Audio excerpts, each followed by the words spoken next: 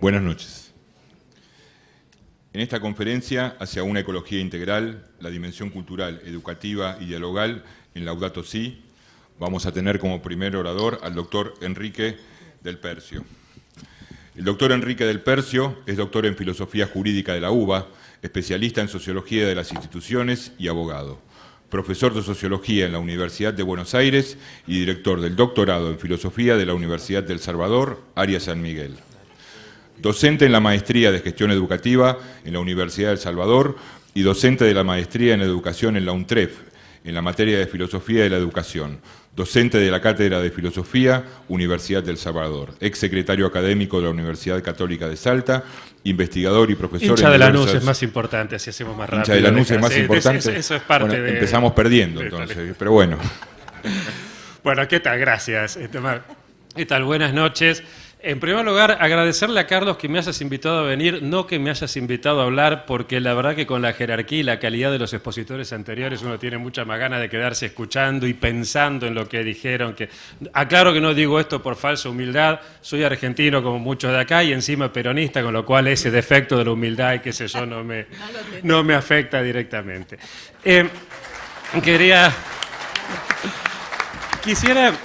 Quisiera comenzar retomando algo que había señalado el padre Camaño con respecto al vínculo entre eros y amor. Tema que me preocupó mucho, porque a mí siempre el mandamiento de la Iglesia que más me gustaba es ese que dice no cometerás actos impuros. O sea, si vamos a tener sexo, tengamos puro sexo, no lo mezclemos con el amor, con estas cosas. Pero resulta que el cura los vinculó, y hizo muy bien en vincularlos, porque justamente el gran problema, y aquí aclaro, me voy a ceñir a lo que me pidió el padre Carlos, que no es estrictamente la Laudato Si, sino el pensamiento social de Francisco, más allá de las bromas de que si alguien puede saber lo que piensa un jesuita y qué sé yo, este es realmente interesante y profundo. Y en este sentido voy a tomar básicamente la influencia que sobre Francisco ha tenido y tiene su maestro y mentor teológico, que es Juan Carlos Scanone. Pensador latinoamericano que es mencionado y citado por un papa en una encíclica, lo cual por una parte habla bien de Francisco y por otra parte bastante mal de los papas anteriores, que 4 siglos desde Trento para acá recién ahora citan a un latinoamericano como iglesia algo estábamos debiéndonos, ¿no?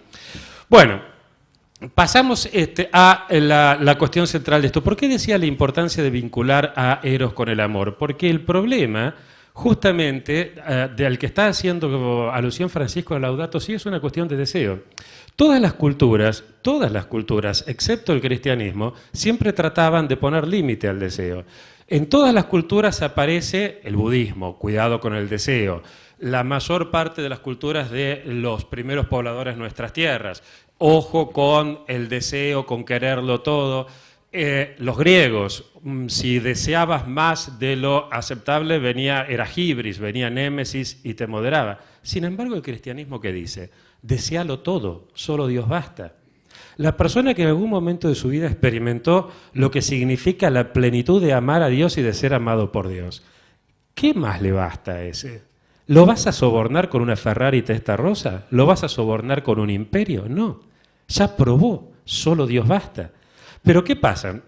Cuando sacamos a Dios del horizonte, entonces tenemos la misma estructura de deseo, que es en parte la causa del éxito de la expansión del cristianismo, y es también la causa del éxito de la expansión de este capitalismo tardío y de consumo. Si bien es cierto que Nietzsche dijo Dios ha muerto a fines del siglo XIX, también es cierto que el propio Nietzsche decía hablo para ser entendido dentro de 100 años. Hoy la muerte de Dios es el hecho, y hoy entonces lo que tenemos es el deseo desenfrenado de producirlo todo, consumirlo todo. Obviamente no es mirando la película de Al Gore que el señor que produce autos y heladeras va a dejar de producirlas para cuidar el planeta. ¿Por qué? Porque el deseo de totalidad es un deseo que cuando es trascendente podés ir hacia el infinito, pero cuando no es trascendente se cierra sobre vos mismo. En última instancia, el deseo del capitalismo tardío es un deseo autofágico. Una vez que me comí todo, solo quedo yo para ser comido. Si vos tenés mucha plata, podrás producir y consumir el mundo. Si vos no tenés nada, tenés el Paco a mano para consumir y destruirte de entrada, porque tu deseo es deseo de totalidad, solo que ese chico sabe de antemano que todo no lo puede. Pero la estructura del deseo es el mismo. En este sentido, ¿cómo propone Francisco salir de este atolladero? Y acá quisiera empezar por el final de la Laudato Si, cuando hace alusión a la Trinidad. ¿Y por qué me parece tan importante que el último párrafo haga alusión a la Trinidad? Pues porque justamente el pensar en la importancia de pensar a través de la Trinidad nos hace pensar que Dios es primero relación y después sustancia. ¿Y esto qué corno tiene que ver con lo que estamos viendo? Bueno, si nosotros pensamos, como piensa el europeo medio, que primero es la sustancia y después la relación, que primero soy yo, una sustancia, y yo acuerdo juntarme con otros y a través de un pacto creo la sociedad, voy a pensar de una manera. O, como piensan otros europeos, estos son los que dicen el sujeto de la historia es el individuo. Están los otros que dicen el sujeto de la historia es la colectividad, es el pueblo, es el proletariado, pero siempre tiene que haber un sujeto. Sujeto y sustancia quiere decir lo mismo, ¿no? Sustancia sub stare, sujeto subjectum, estar arrojado ahí.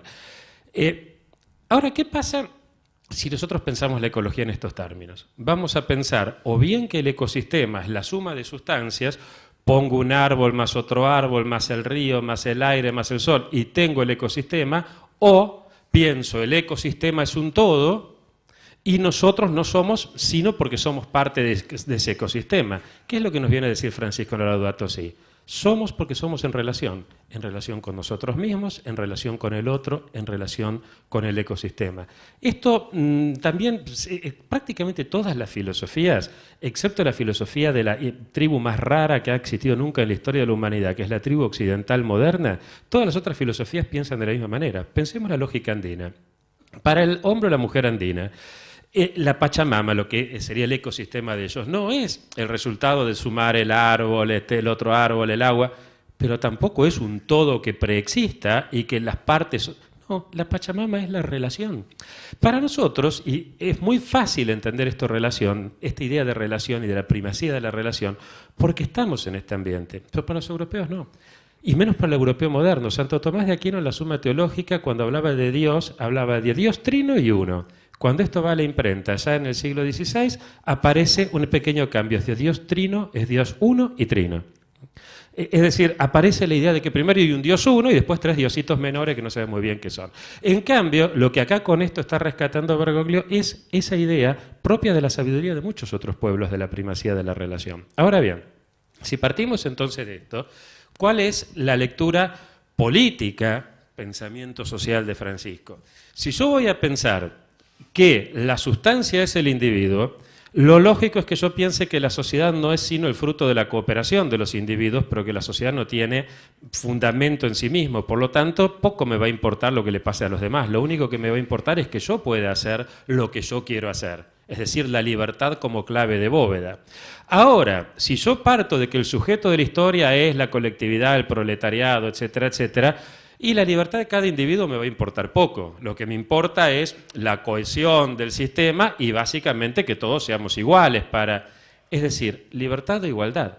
Pero si yo parto de la idea de que somos porque somos primero en relación, entonces voy a descubrir que es la fraternidad la clave de bóveda. Claro que no la fraternidad entendida ingenuamente.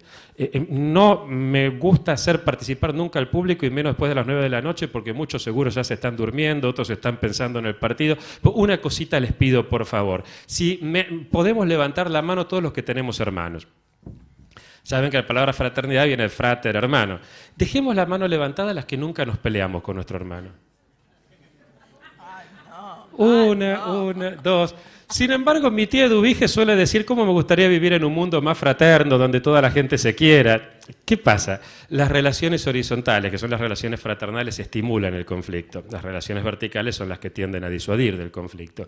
Pero, ¿qué pasa con la fraternidad? Es cierto que la fraternidad nos dice el conflicto está ahí. Por eso a los católicos agarren la Biblia, van a ver que salvo los macabeos, después los otros hermanos, desde Caín y Abel, hasta los del ejemplo de Jesús y el hijo pródigo, del hijo pródigo y su hermano, no se llevan muy bien. Sin embargo, cuando yo hace un tiempo estaba trabajando estas cosas, voy a visitar a un amigo, llega la mujer, los hijos, uno de los chicos empiezan a pelear porque querían manejar el control de la tele, uno de los chicos tira la leche y mi amiga les dice, pero basta de pelear, ¿no ven que no parecen hermanos?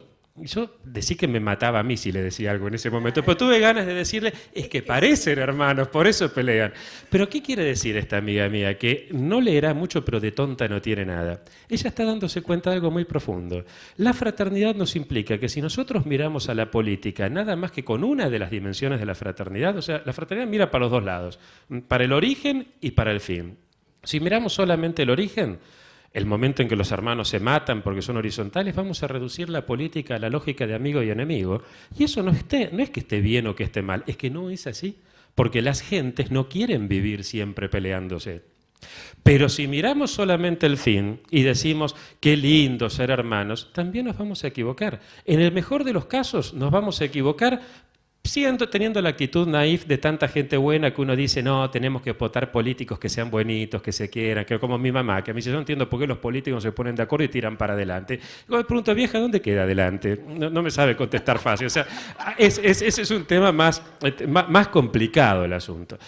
Pero hay algo peor todavía en los que piensan que la política es cosa de gente buena, y es que generalmente se creen ellos los buenos, y no hay nada peor que aquel que se creyó bueno, porque entonces si las cosas no andan bien, si aumenta la injusticia, si no sabemos qué hacer con los chicos que vienen de es por culpa de los malos. En 1930 el malo era el judío, hoy el malo es el político, o sea, todos nosotros somos buenos, una sociedad maravillosa. ¿Por qué no pago mis impuestos? Para que no se los robe el político. ¿Por qué no hago la cosa bien? Es muy fácil ser el alma bella y sacarme de encima esto. Y no lo digo porque acá haya varios políticos presentes, lo digo en mis libros y eso es que no vivo ni tengo nada que ver con la política, lo creo de verdad. En el minuto que me queda, desearía entonces poder profundizar un poco en varias de las cuestiones que se han trabajado, que plantea en el pensamiento social Francisco, pero no voy a tener tiempo y además, porque mucho de eso ya fue dicho, solamente quisiera cerrar con una frase. ¿Saben cuál es el título del libro de Juan Carlos Escanone citado por el Papa? Repito, primer pensador latinoamericano citado por un papa y único filósofo viviente citado en esa encíclica. El título es La irrupción del pobre y la lógica de la gratuidad. Muchas gracias.